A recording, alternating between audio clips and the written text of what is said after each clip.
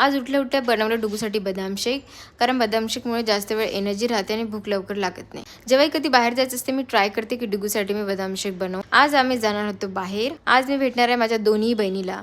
माझी मोठी बहीण इथे नाही आहे, पण तिचं क्लिनिक आहे इथे.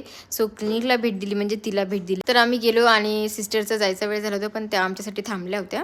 आणि हा आहे सिस्टरचा मुलगा. आज तोही त्यांच्याबरोबर आलेला, तर आज मी त्याला सुद्धा भेटली. आणि सिंकच्या नळामधून पाणी येत नव्हतं, तर काहीतरी प्रॉब्लेम झालेला. मग काय, डुगूचे पप्पा जिंदाबाद. मग ते नळ ठीक करत होते आणि इथे आमचा बेबी त्यांना आरामात बघत होता. पप्पा काय करतायत. डुगूच्या पप्पांनी हात लावला आणि काम झालं नाही. असं खूप कमी वेळेस होते, तर नळातून पाणी यायला लागलं. आणि डुगूने किती माझ्यासाठी राडा केलाय बघा.